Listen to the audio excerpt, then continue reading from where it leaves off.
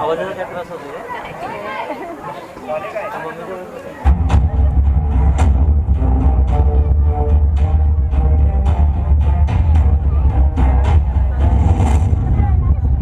या शूद्रांचे तोंड पाहिले की दिवसच चालला जात नाही. अरे शूद्रांनो, माझी प्रदक्षिणा न करता, मला वंदन न करता तुम्ही चाललात तरी कुठे? काय इथले रीतिरिवाज विसरलात की काय? हे शूद्रांनो, कुठे चालला तुम्ही? आमच्या ब्राह्मणाची गाय मेले, घरी चला आणि ओढून आणा ती. माफ करा, आम्ही ते नाही करू शकत. अरे तुमची इतकी हिंमत, तुम्ही ब्राह्मणांना विरोध करताय? आणा यांना. चुकलो स्वामी, चुकलो स्वामी. यार काय इकडे परत? लागाल का नादी आमच्या? लागाल का?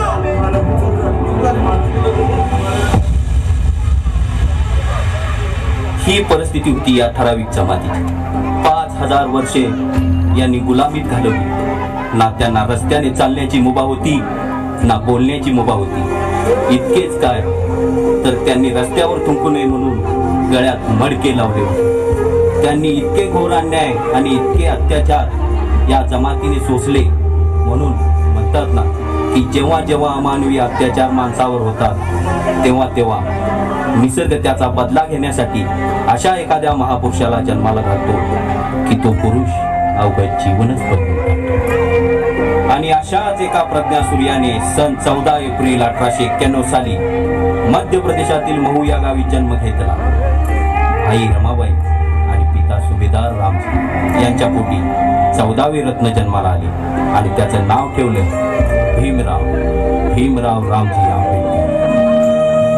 1891 साली जन्माला रामजी पिचला आनंद झाला.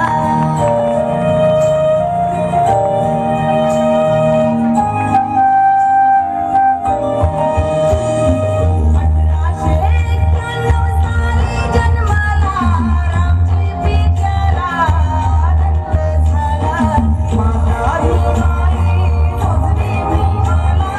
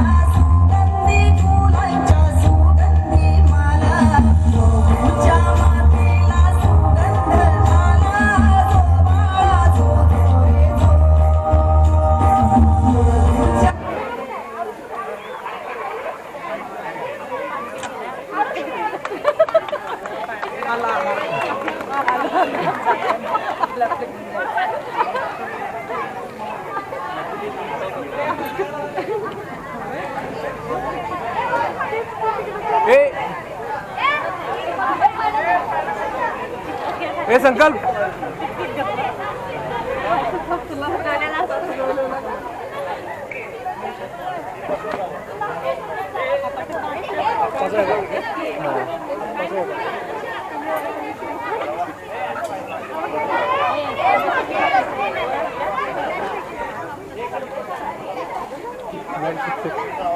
शिक्षक शाळेतला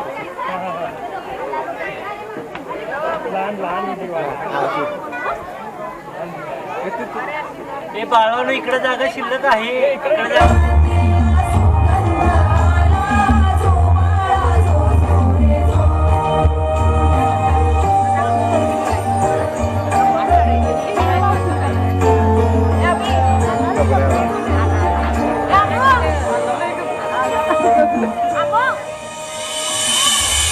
गुरुजी, मला हे शिकायचं आहे. मला हे शिकून मोठं व्हायचं आहे. गुरुजी, मला हे शिकवाल ना? अरे महाराजा पोराला शिकायला बंदी आहे आणि महाराज शिकवायला माझे शास्त्र नाही सांगत. तू जा बघू वर्गाच्या बाहेर, माझा वर्ग नको पाठवू. प्रज्ञासूर्याचा जन्म झाला तो खरा, पण प्राथमिक शिक्षणाची वेळ आली तेव्हा सानुल्या भिवाला साधं वर्गात सुद्धा बसवून घेत नव्हते.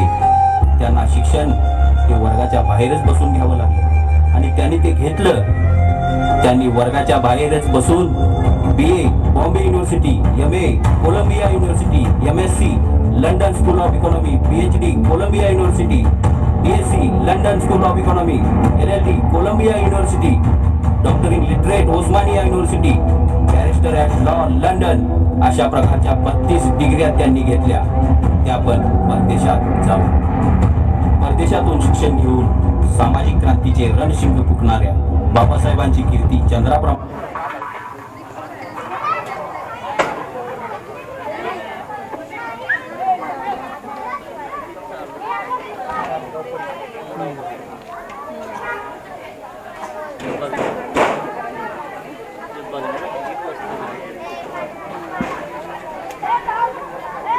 इधर म्यूजिक बस कंटिन्यू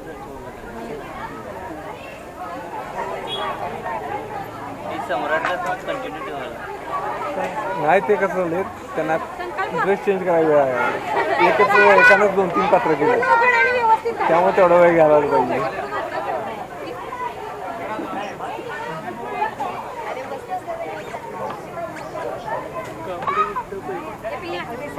स्वराने तर तुम्ही सगळेजण जावा आणि ते बेडशीट पूर्ण उघडा टाका. नको उघडा पूर्ण असं असं हे बस राहू दे आता. उघड पूर्ण असं करणार आहे. घे खाली खाली घ्या अजून बाहेर पण तुझ्याकडे ओढ. इकडून सरळ कर गं. खाली घे. हे सगळीकडे जातात.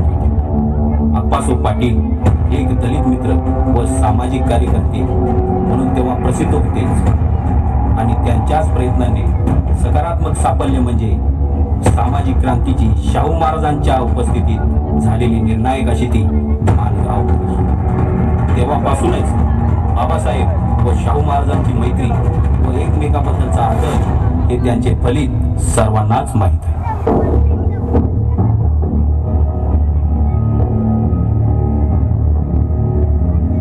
मी आज इथे विनंती करतो, दक्षिण बहिष्कृत परिषद या कार्यक्रमाचे अध्यक्ष डॉक्टर B.R. आंबेडकर यांनी आपले विचार आपल्या समोर मांडावेत.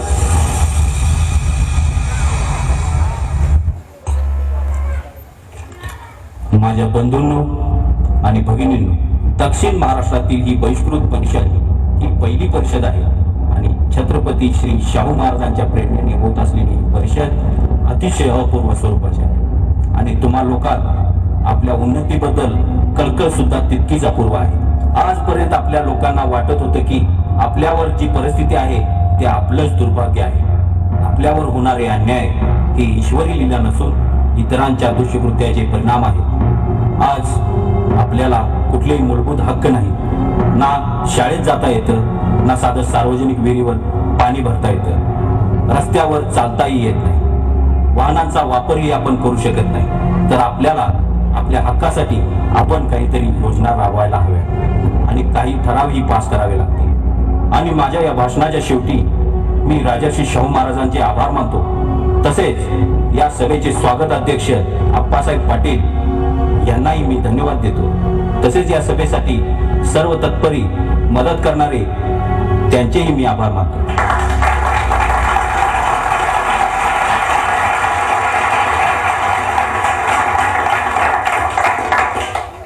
आज माझे प्रिय मित्र डॉक्टर आंबेडकर यांनी या सभेचे अध्यक्षस्थान स्वीकारले आहे. त्यांच्या भाषणाचा लाभ मिळावा म्हणून मी शिकारातून मुद्दाम इथे आलेलो आहे. डॉक्टर आंबेडकर सर्व मागासलेल्या जातींचा विचार करतात, त्याबद्दल मी मनपूर्वक त्यांचे आभार मानतो. आणि आतापर्यंत आपण निकृष्ट अवस्थेत पोहोचण्यास कारण आम्ही आमचा योग्य पुढारी योजून काढत नाही. आणि आज तुम्ही या माणगाव परिषदेमध्ये तुम्ही तुमचा पुढारी शोधला, ज्यामुळे आता तुमचा नेता आता तुम्हाला मिळाला असे मी आनंदाने म्हणू शकतो. मुंबईत त्यांनी जाण्याच्या पूर्वी मेहरबानीने माझ्या राजपूतवाडीच्या कॅम्पवर माझ्या बरोबर भोजनाला यायची मेहरबानी करावी. धन्यवाद. माणगाव परिषदेत झालेले ठराव म्हणजे बहिष्कृताच्या उन्नतीचा आणि प्रगतीचा जाहीर.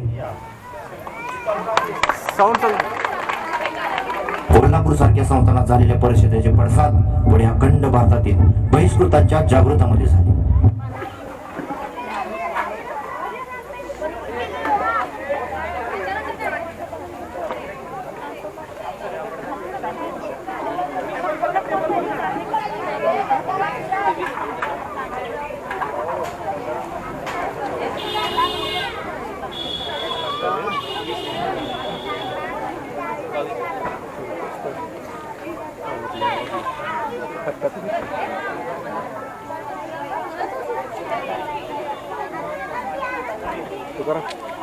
प्रत्येक सीनची फोटो यूट्यूब पण म्युझिक तर जळवत नाही फोटो प्रत्येक सीन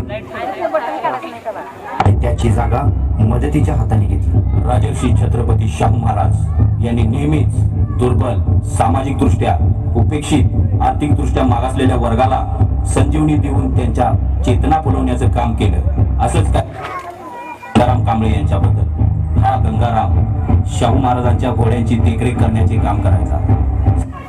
ती थोडीफार आवड, त्याच्यावर जातीवरून झालेला अन्याय आणि अन्यायाविरुद्ध लढण्यास शाहू महाराजांनी दिलेले प्रोत्साहन खूपच निर्णायक ठरलं.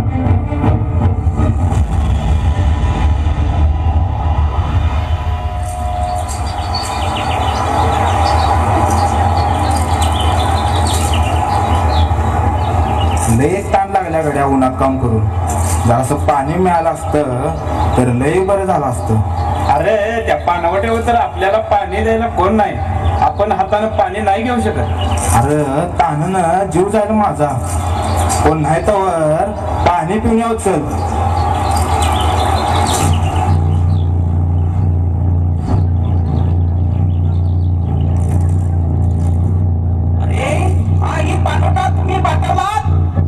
हा फक्त सवर्णांसाठी खुला होता. हा नाही आहे ना.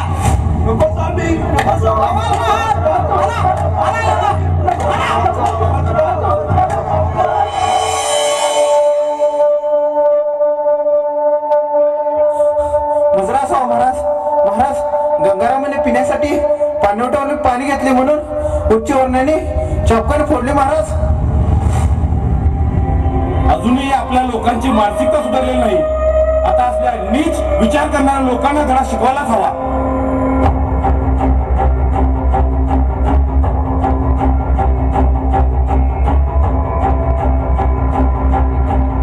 काय चालवलं हे? महाराज गंगारामनं आमच्या पाणवट्यावरलं पाणी पाठवलं जे फक्त आणि फक्त सवर्णांसाठी खुलं होतं. म्हणून काय चापकाने मारताय? ती देखील माणसेच आहेत.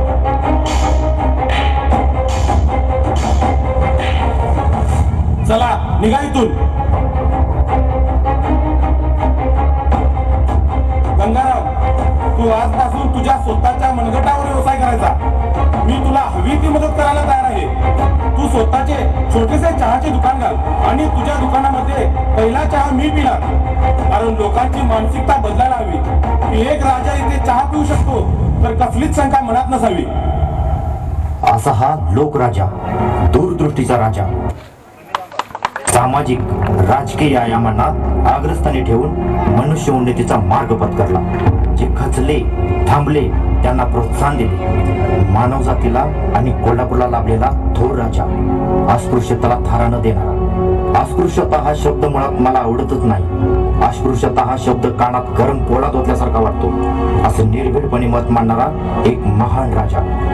म्हणून डॉक्टर बाबासाहेब आंबेडकर म्हणतात, शाहू महाराजांसारखा सखा यापूर्वी अस्पृश्यांना कधी लाभला नाही आणि यापुढे कधी लाभेल यात शंका.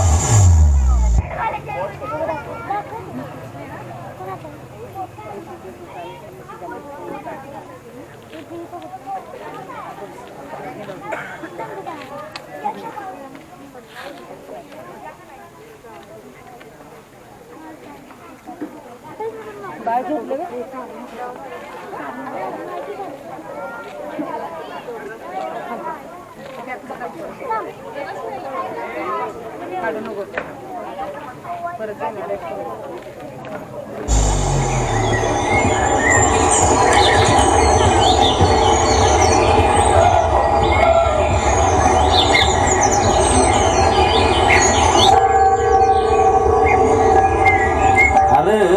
अजून किती दिवस त्यांच्याच उरलेलं पाणी प्यायचं आणि ते बी त्यांच्या पाण्याला हात न लावता. अरे किती दिवस ते पाणी देतील म्हणून रांगत उभारून त्यांची वाट बघायची. अरे मी स्वतः जाऊन पाणी घेतो. अरे नग जाऊस तिकडं, आपल्याला मारून टाकतील तिकडं. अरे नग जाऊ तिकडं. अरे जाऊ नग.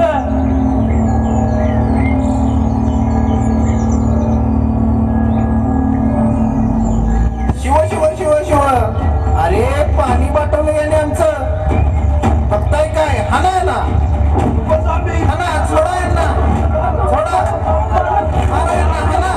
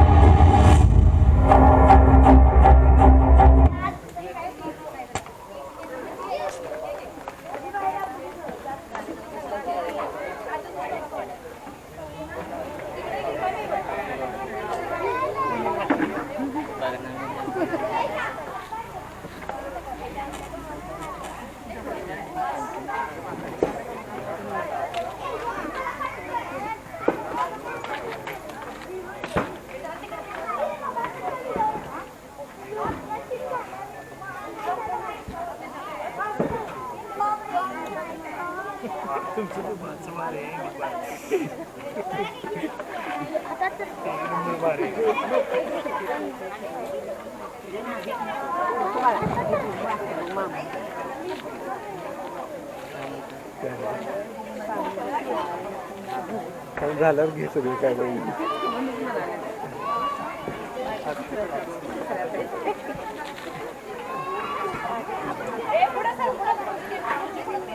जरा पुढे घे, जरा पुढे घे.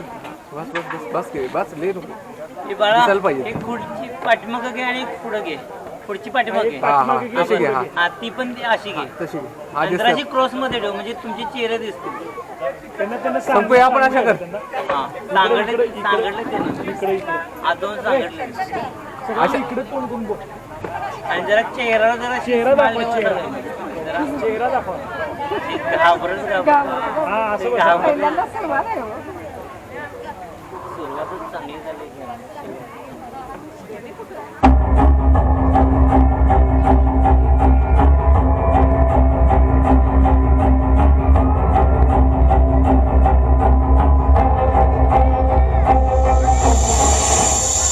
बोले प्रस्तावांतर्गत महानगरपालिकेने अस्पृश्यांना 14 तळे खुले केले आहे. परंतु इथले सवर्ण हा हक्क आपल्याला प्रस्थापित करू देत नाही. म्हणून इथे मानवी अधिकार स्थापन करणे गरजेचे आहे.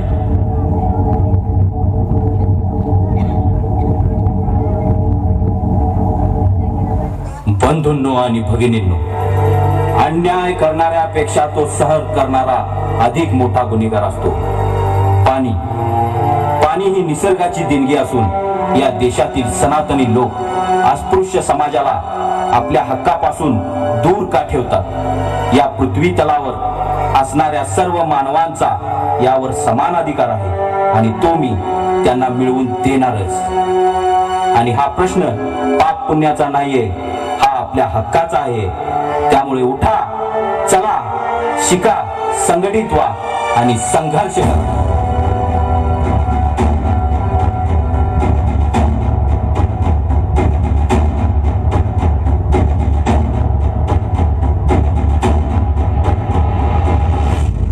स्पर्शिले तू ओंजळीने खुले केले पाणी 14 तळ्याचे. हक्क देऊन माणसाचे केले सोने पीडितांच्या जीवनाचे. शिका संघटित व्हा आणि संघर्ष करा. शिका संघटित व्हा आणि संघर्ष करा. मार्ग दिला भीमराया.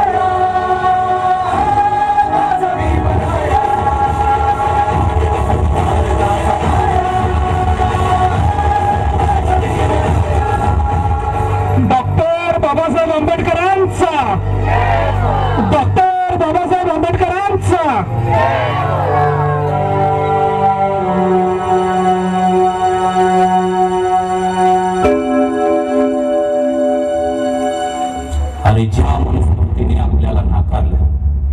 लक्षात ठेवा, हा आपला उद्देश फक्त अस्पृश्यता दूर करणे हा नाहीये, तर त्याचा पाया, ती जातीयता ही आपल्याला मोडून काढायची आहे. आपण अमर नाही होणार 14 तळ्याचे पाणी पिऊन, परंतु आपण हे सिद्ध तरी करू की आपण ही माणसे आहोत. आपण भारतात एका अशा समाजाची नवीन रचना करूया जिथे ना जातीयवाद असेल ना वर्णभेद. हो, हा विचार आपण रुजवलाच पाहिजे की सर्व माणसे समान जन्म घेतात व समान रूपानेच मरतात. तर बंधूंनो, चला आज आपण नष्ट करूया सनातनी असमानता असणाऱ्या पौराणिक ग्रंथांना. माझ्या बंधूंनो आणि भगिनींनो, धर्म आणि गुलामी हे एकत्र कधीच चालू नाही शकत. ज्या मनुस्मृतीने आपल्या अस्तित्वालाच नाकारलं, त्या ग्रंथाचं दहन करण्याची वेळ आज आली आहे.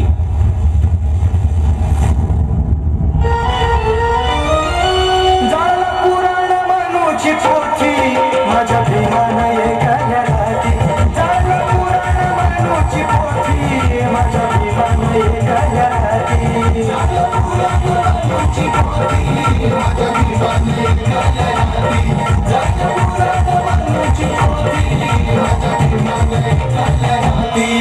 अशी प्रथा ती होती कर्मठ मनुच्या रूढीची. पशुतुल्य अट घातली माणसाला जगण्याची मरण्याची. निर्धार केला बाभिमाने मनुस्मृती जाळण्याची, गाढण्याची, उद्ध्वस्त करण्याची. ललकारी दिली न्यायासाठी पहिली 14 तळ्याच्या संग्राची. सनातन्यांची, कर्मठांची, जातीवाद्यांची माती भडकली मनुवादी भट शेंडीदारांची. चारी मुंड्या चित केल्या धरली शेंडी मनुच्या भांडवलशाहीची. हे ज्वालामुखी सम भीम चेतला, हे ज्वालामुखी सम भीम चेतला. रणी उतरला न्यायासाठी, हक्कासाठी, निसर्ग निर्मित पाण्यासाठी. लढवीला लढा मानवतेला उंचविण्यासाठी. उतरून तळ्यात 14 केले 14 तळ्याचे पाणी. माणूस आम्ही माणसाप्रती हेच जगी सिद्ध करण्यासाठी. लढला रणवीर,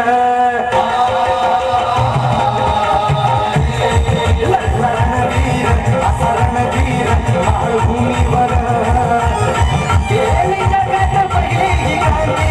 माझ्या भीमानं एखाद्या राती. पुराण मनूची पोथी माझ्या भीमानं एखाद्या राती. पुराण मनूची पोथी माझ्या भीमानं एखाद्या राती. पुराण मनूची पोथी माझ्या भीमानं एखाद्या राती.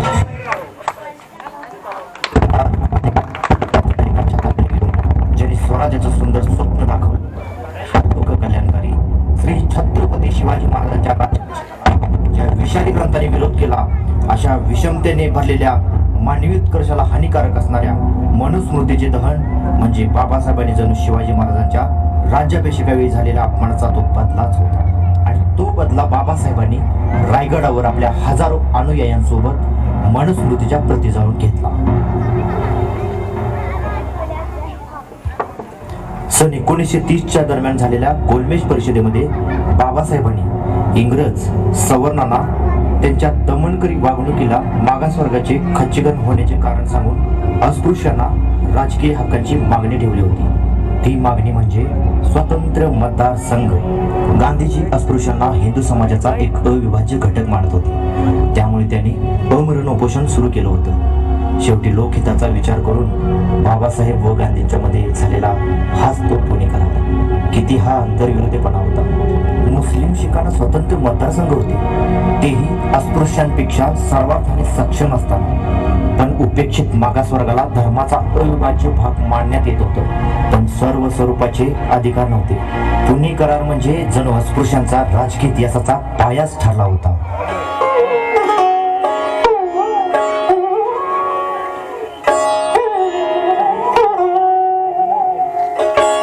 मुसलमान आणि शीख यांच्यासाठी वेगळा मतदारसंघ आहे हे आम्हाला मान्य आहे, कारण त्यांच्या पाठीमागे तशी कारणे व पुरावे देखील आहे. पण अस्पृश्यांना वेगळा मतदारसंघ हा आम्हाला मान्य नाही, कारण अस्पृश्य हे हिंदू धर्माचाच एक हिस्सा आहे. पण आम्हाला स्वतंत्र मतदारसंघ हा हवाच, आणि तोही आमच्या अस्तित्वासाठी. मी अस्पृश्यांना हिंदूपासून वेगळं मानत नाही, त्यामुळे मला हे मान्य. बेडोक तरी 72, पण अस्पृश्यांना स्वतंत्र मतदारसंघ मिळवून देणारच. मला हे कदापि मान्य नाही. मी अस्पृश्यांना हिंदूपासून वेगळं होऊ देणार नाही. यासाठी मी बाबासाहेबांच्या मागणीला विरोध करतो. आणि बाबासाहेब आपला निर्णय जोपर्यंत पाठीमागे घेत नाही तोपर्यंत मी अण्णाला हातही लावणार नाही.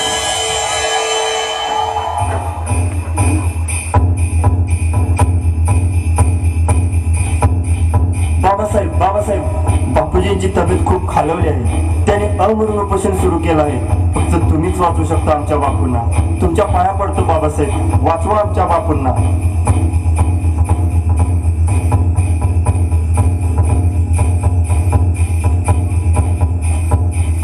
मिस्टर गांधी, तुम्ही आमच्या स्वतंत्र मतदारसंघाला विरोध करून चांगलं नाही केलं, पण मी माझे निर्णय मागे घेतो. कारण मला तुम्हाला असं मरू नाही द्यायचं. कारण तुमच्या मृत्यूचं कारण मी कदापिही होणार नाही.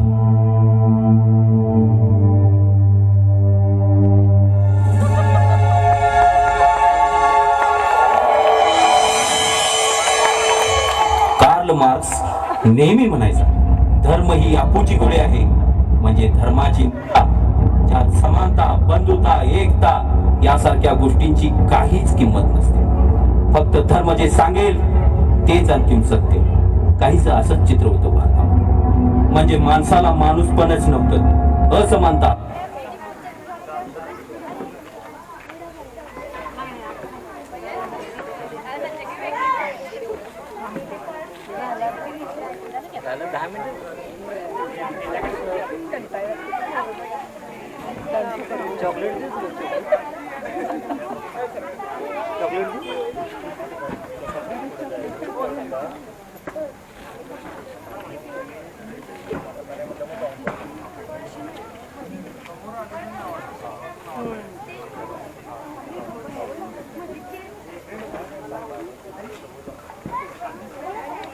ती बाळांनो अशी ठेवा चेअर.